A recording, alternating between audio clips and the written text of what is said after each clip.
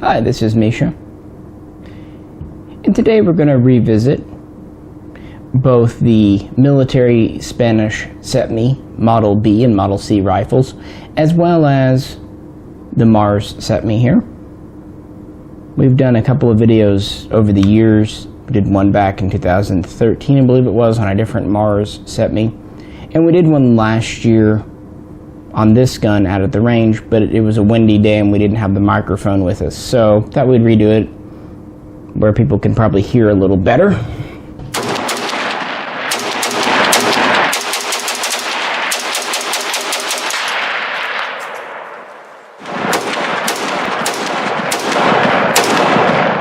little more bark than those 223s.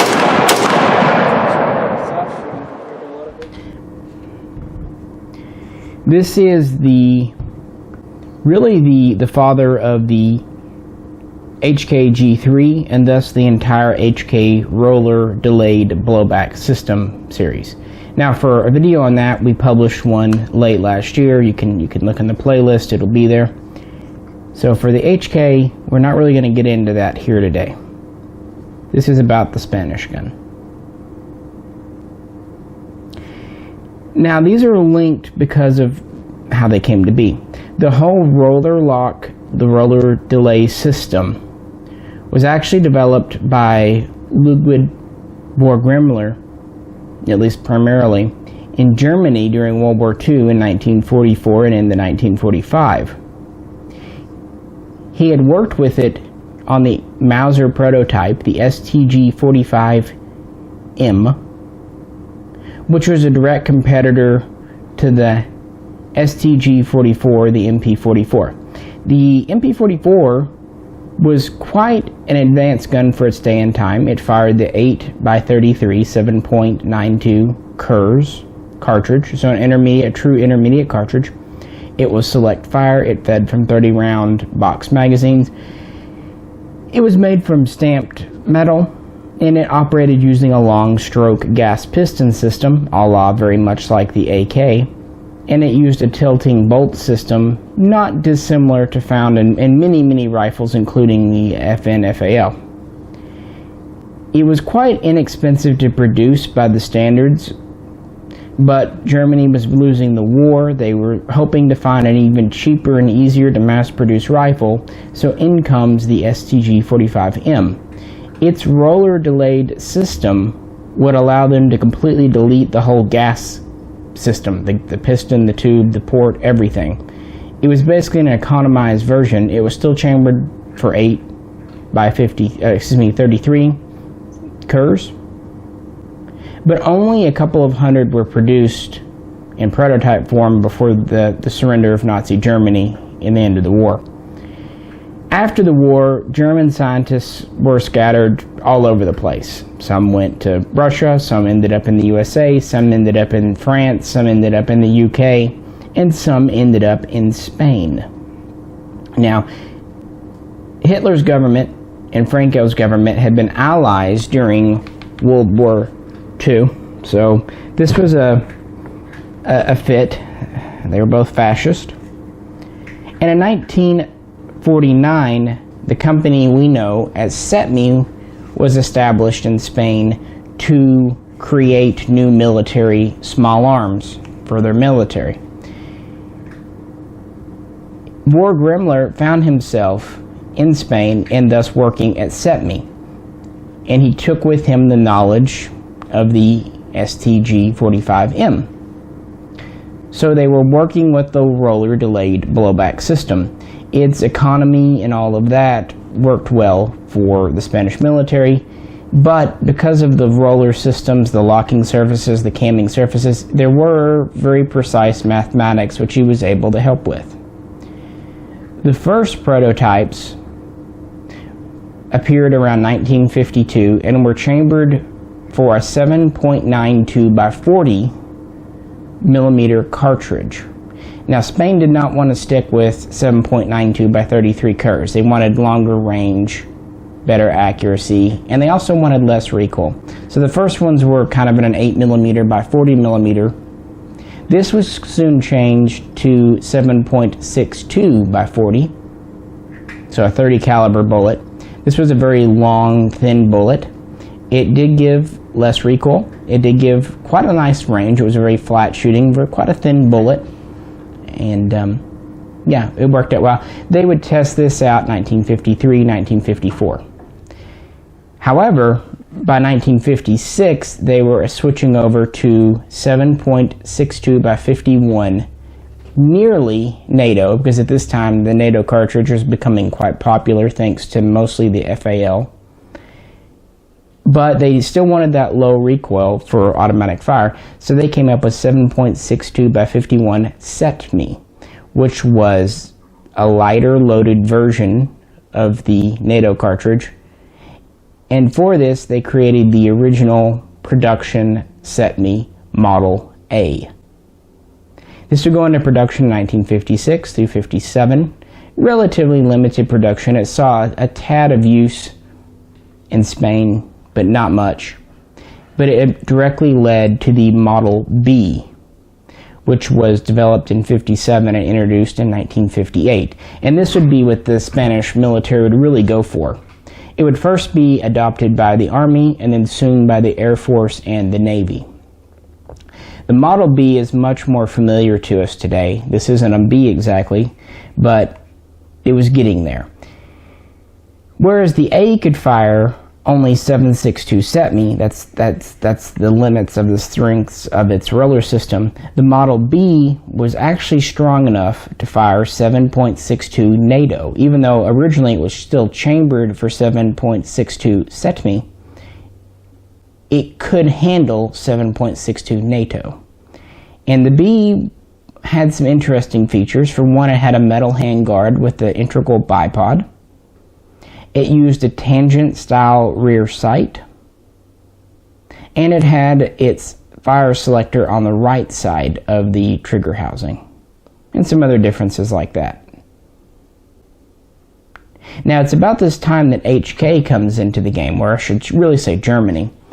Originally, Germany was interested in the CETME, but because of delays and things in 1955, they eventually switched over to interest in the FN-FAL G1, as they would call it, in 1956, ordering them from Belgium. But then that fell apart because FN would not grant West Germany the rights to produce domestically the G1, so they switched back over to being interested in the CETME. So Germany became involved in the program in 1958, give or take, and this is really where the Model B comes into play. They helped CETME and kind of worked off each other. And the B would also lead to the early G3s. This is why early G3s have any interesting features like the wood furniture and the tangent rear sight. So they would adopt essentially a modified Model B as the G3 in 1959, whereas the Spanish military would officially adopt the Model B as the Model 58, 1958, and 1958, getting into 59. These would go into production, so on and so forth, and they would start to re-equip the Spanish military. And before we move on real quick, just to have something else on the table, I brought out my FR8. Now, when it was clear that they were going to go to the then new 7.62 CETME cartridge, they reworked quite substantially a number of their M43 Mausers to fire the new round, known as the FR8. They even reworked some of the older 1893 small ring Mausers into the FR7. You can tell them apart pretty easily because the FR8 has a straight cocking handle and the FR7 has a turn down. And again, this is a large ring, and originally the FR7 would have been a small, but these were converted. The FR7s really weren't strong enough, at least there's debate to the point, we'll just say they're not strong enough to handle 7.62 NATO, but the FR8s are very clearly strong enough because of being the more updated Model 98 Mauser action large ring. So they would start to convert a good number of these bolt actions over beginning around 1956, 1957, and really running through the 1960s. Now, these weren't frontline military weapons. They were mostly reserve weapons in the Army, and a lot of them were given to the Civil Guard, the police. But they did make a large number of the FR7 and FR8 conversions. What's interesting, they take the same bayonet as the later CETME would. They store a cleaning kit down here, similar to the CETME. We have a CETME style flash hider. We have a shortened 18-inch barrel, well 17.7 actually. We have CETME style sights, fixed front post, and diopter rear. Now the rear sight's a little different, but it gives a similar picture, and it does have 4 apertures.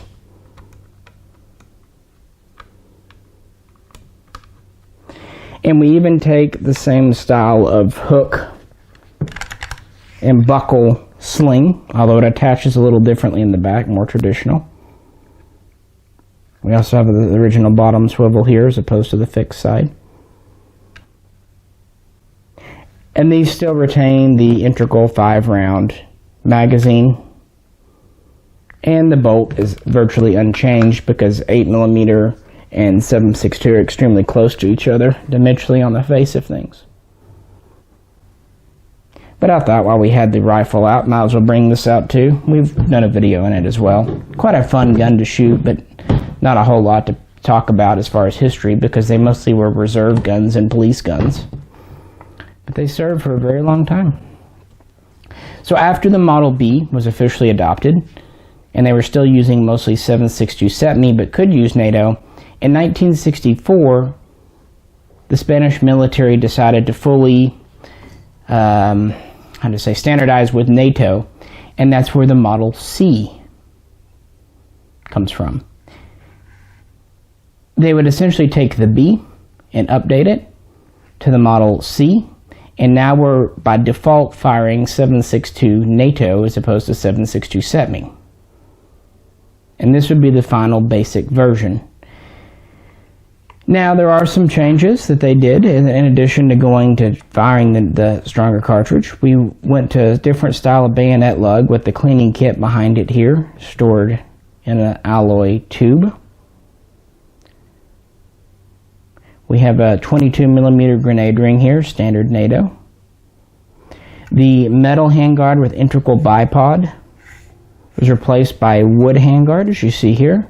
And we would go to, where did I stick it? Where's my bipod? I'm going to grab around. There it is. We would go to a bipod kept on the belt, this little pouch.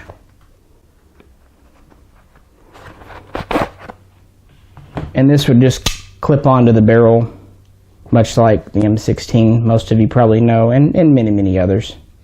Could also double as a wire cutter, which is kind of neat.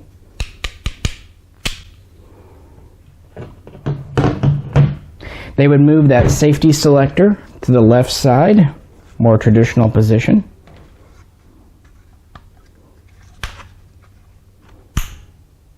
And they would go to a new pattern of rear sight, located further back on the receiver, kind of a paddle wheel style, giving 4 apertures. So effectively the same style as an HK drum, but operates differently.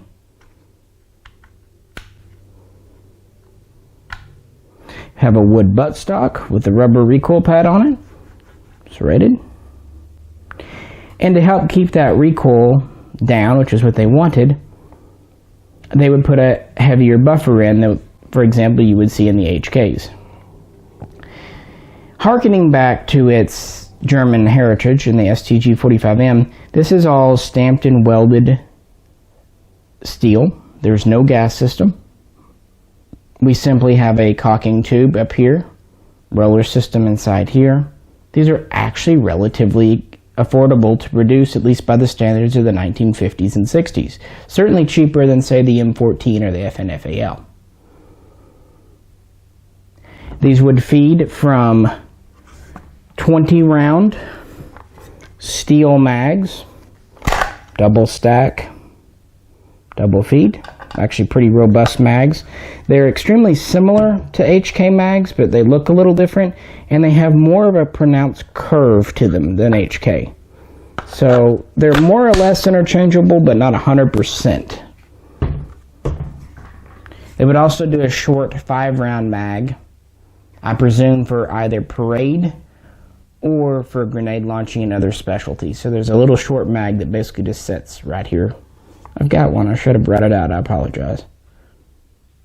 And that would be the Model C.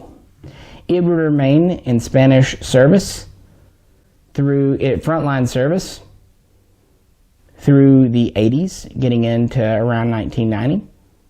And it would be in reserve service until around 1999, 2000. These would be in primary production through the 70s, around 1976, 1977. And then they would produce enough that the military would have what it needed. And that is pretty much the service of this gun. Spain never really exported the CETME Model B or C to other militaries. They mostly made it for their own use. So let's talk about the semi-auto now. As I said, this is the Mars CETME. And if you checked out our earlier video, you saw us shooting it. Again, apologies for the wind in that one. It was spring in Arkansas. It's spring again now. Most people are familiar with the CETMEs built by Century Arms and a few other companies using the military surplus parts kits. This is true. After Spain began to surplus out its CETMEs in the early 2000s, a lot of the rifles were purchased by Century, demilled, and built into semi-auto sporters over here. However, there were a few factory-built semi-autos imported back in the 60s. These would be built in Spain by CETME for the American commercial market, and they would be imported by a company out of Chicago, Illinois, known as Mars. Talks began in 1964, right around the time of the Model C coming into military service. And these would go into production and start to be imported beginning around 1966. Between that time and 1970-71, give or take, Mars would import around 1,200 to 1,250. So not a huge number. Seemingly serial numbers began around 2,000, 2,100 and ran into the low 3,000s. Now when Spain produced these for the American market, they really tried hard. They x-rayed every part to make sure that there weren't any hidden flaws. They put a nice parkerized finish on them. They put high-grade walnut wood with a hand-oiled finish. And I pretty much went and screwed everything up with this gun because I wanted to make it look like an actual military. But here I brought out the original stock. As you see, it's actually very nice wood. And it has this large butt plate on it. Kind of a sporter style. It says CETME. Corrugated. This is one reason I took it off. I hate this butt plate. And to be fair, a lot of these are getting hard with age. They even, believe it or not, took a standard pistol grip and polished it. If you notice, this one has a very matte finish. This is a military grip, unissued, out of a kit, but matte finish. This one is shiny. They actually polish their grips. Now I like the matte finish more, not just for being more military, but also it gives a better gripping service. But either way. Now one major change they did, the Model C used a scope mount system quite similar to the HK claw mount. But for the US import semi-autos, they put these Weaver style spots on top of the receiver for a scope mount. So a more traditional mounting system. Now these predate Picatinny a long time, so these aren't Picatinny compatible, but they are Weaver compatible for a scope ring. To make this a semi-auto, they took a standard lower and they put this dimple in the side So a full auto trigger pack could not be inserted. And they moved the pivot pin, the push pin, to retain it from here to here, so a full auto trigger pack could not be installed. And of course,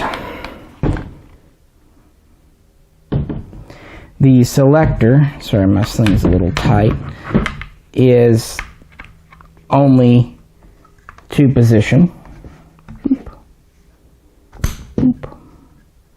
Without full auto.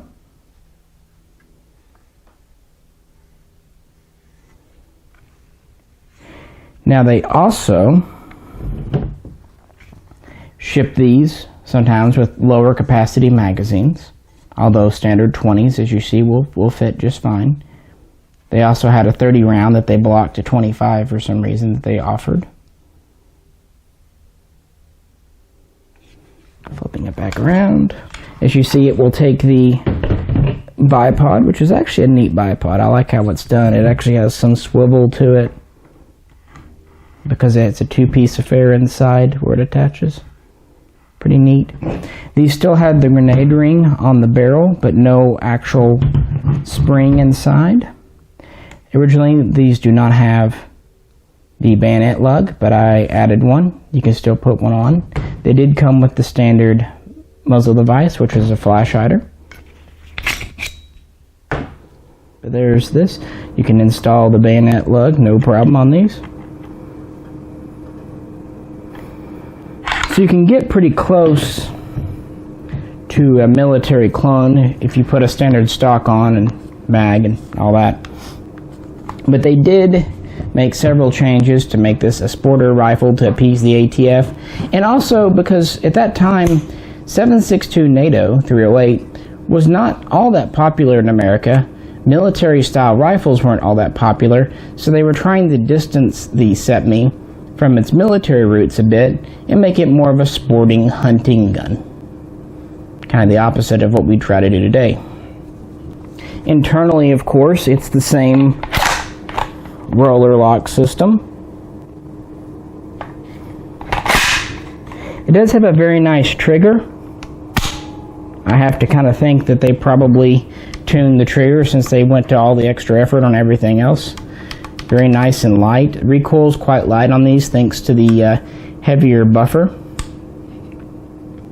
And of course, it goes without saying they were very reliable. The welds are extremely clean up here. And here, you can barely tell it was even welded together. Like I said, they put a lot of effort into these. They were trying to impress the American market. And it's a shame they didn't really take off. To be fair though, these were quite expensive. Adjusting for inflation, they were $1,600, $1,700, even $1,800 in today's money back in the 60s and 70s.